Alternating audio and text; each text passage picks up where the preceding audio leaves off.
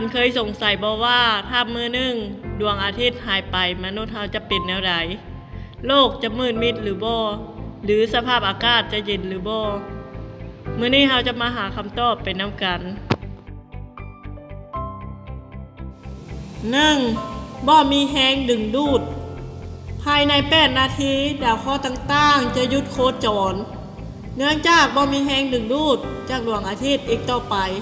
และจะเดินทางเป็นเส้นซื่อผ่านอวกาศไปเรื่อยๆ 2. เข้าสู่ความมืดมิด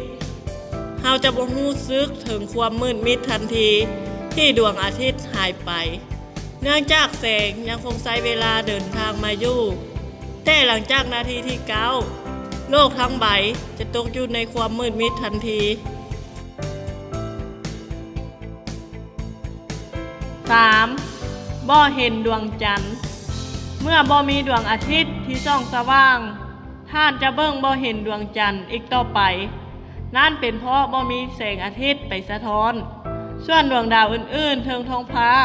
ท่านจะเห็นได้เฉพาะดาวที่มีแสงสว่างในตัวเองเท่านั้น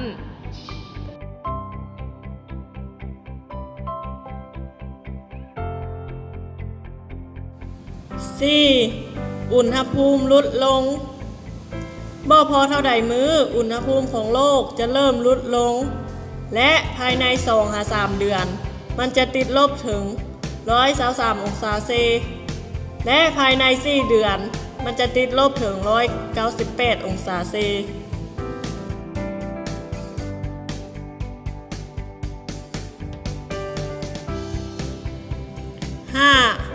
จุลินทรีย์จะอยู่รอดเบิ่งคือว่าจะมีแต่จุลินทรีย์เท่านั้นที่จะอยู่รอด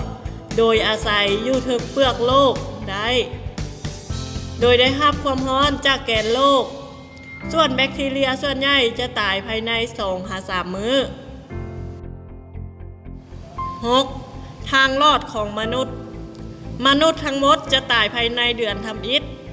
ทางรอดของมนุษย์ก็คือการอาศัยอยู่ในเรือดำน้ำที่อยู่ในจุดที่ลึกที่สุดและอบอุ่นที่สุดลุ่มมหาสมุทรหรือบ่ก็ต้องสร้างสถานที่หนีภัยเฉพาะเพื่อรองรับสถานการณ์นี้ 7. บ่มีการสังเคราะห์แสงเมื่อบ่มีการสังเคราะห์แสงพืชส่วนหลายจะอยู่บ่เกิน 2-3 อาทิตย์แต่การมีออกซิเจนจะเฮ็ดให้มันอยู่ดนขึ้นส่วนหลายสัตว์กินพืชจะตายตามมาหลังจากขาดแหล่งอาหาร 8. สัตว์กินซากสัตว์จะอยู่ได้ดนกว่าสัตว์ที่กินซากสัตว์น้ำกันอาจจะมีชีวิตอยู่ได้ดนกว่านั้นเล็กน้อยแต่เมื่อใดที่อาหารพวกมันหมดมันก็บ่รอดเส้นเดียวกัน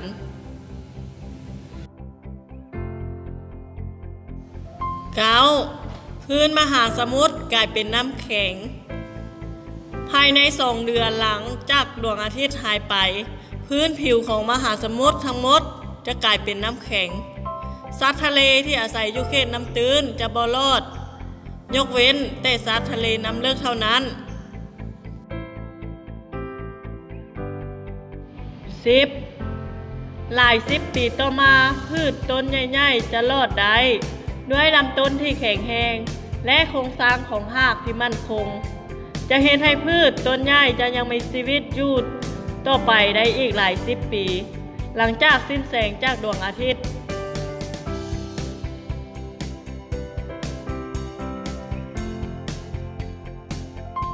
11. 1,000 ปีต่อมาน้ำในมหาสมุทรจะกลายเป็นน้ำแข็งเนื่องจากผิวหน้าของมหาสมุทรนั้นจับตัวเป็นน้ำแข็งเฮ็ดให้น้ำเบื้องลุ่มยังมีการเคลื่อนไหวแต่มันจะกลายเป็นน้ำแข็งหลังจากเวลาผ่านไปประมาณ 1,000 ปี 12.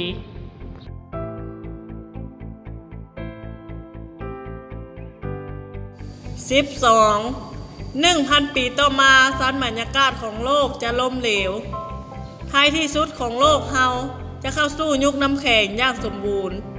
หลังจากต้องพบเจอกับความหนาวเย็นลบถึง240องศา อีกทางระบบของชั้นบรรยากาศที่เคยปกป้องโลกจากรังสีความร้อนและรังสีอันตรายต่างๆจะสูญเสียและแตกตัวเฮ็ดให้โลกได้รับรังสีคอสมิกจากอวกาศอย่างเต็มๆและแน่นอนว่าอุกกาบาตและขี้เหงื่อจากอวกาศที่ล่องลอยไปมาจะพุ่งเข้าตามโลกอย่างเต็มๆหลายต่อหลายลูก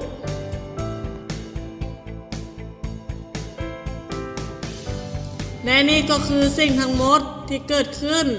หากบ่มีดวงอาทิตย์อยู่อีกต่อไปหรือว่าง่ายๆคือเหตุการณ์ทั้งหมดที่เกิดขึ้นคือจุดจบของมนุษย์และโลกใบนี้นั่นเองบ้านนี้มาเบิ่งว่าถ้าโลกบ่มีดวงจันทร์จะเกิดอย่างขึ้นอันดับหนึ่งคลื่นสึนามิแรงดึงดูดที่มีอิทธิพลต่อน้ำทะเลที่เฮ็ดให้เกิดน้ำขึ้นน้ำลงจะหายไปในทันทีถึงแม้ว่าดวงอาทิตย์จะมีอิทธิพลต่อน้ำขึ้นน้ำลงแต่เนื่องจากมันอยู่ไกลกว่าถึง400เท่าจึงส่งผลน้อยกว่าประมาณ1 ใน 3จึงเฮ็ดให้เกิดคลื่นที่คล้ายกับคลื่นสึนามิเข้ามาถล่มเมืองต่างๆที่อยู่ตามชายฝั่งทันทีเป็นหยังจึงเกิดคลื่นสึนามิเอาดึงอย่างยืดจนสุดแล้วเมื่อเขาปล่อยมันทันทีก็เกิดแรงดึงกลับเช่นเดียวกันกับน้ำทะเลในโลกแต่ขนาดขนาดให้ใหญ่กว่าเมื่อดวงจันทร์หายไปน้ำที่เกิดขึ้นอยู่กับดวงจันทร์จะแล่นไปหาแรงดึงดูดของดวงอาทิตย์แทนอันเนื่องมาจากอิทธิพลของแรงดึงดูดเฮ็ดให้เกิดเป็นคลื่นอย่างรุนแรง 2. ภูมิอากาศเปลี่ยนแปลงภูมิอากาศที่เคยเป็นตามปกติจะเปลี่ยนแปลงไปเส้นศูนย์สูตรจะกลายเป็นเขตหนาวขั้วโลกจะกลายเป็นเขตร้อนเป็นหยังภูมิอากาศจึงเปลี่ยนแปลงเนื่องจากขนาดของดวงจันทร์ที่ใหญ่หลาย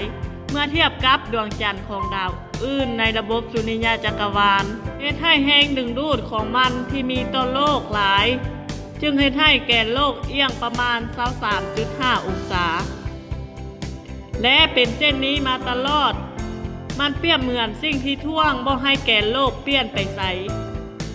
และการที่โลกเอียงเส้นนี้ตลอดเฮ็ดให้เกิดฤดูกาลต่างๆที่แน่นอน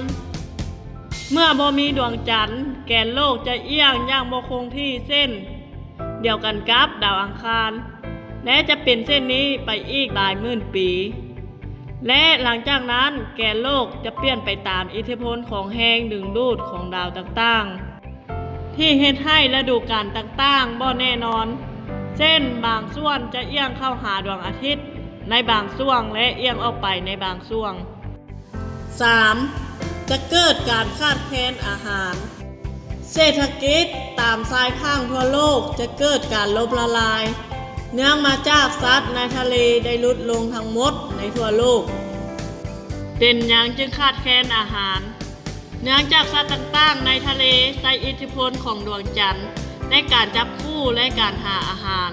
แม้แต่ว่าสิ่งที่มีชีวิตชั้นต่ำสุดคือสาหร่ายก็เช่นกันเมื่อบ่มีมันสิ่งเหล่านี้จะถูกรบกวนต้องโซ่อาหารจะถูกทำลาย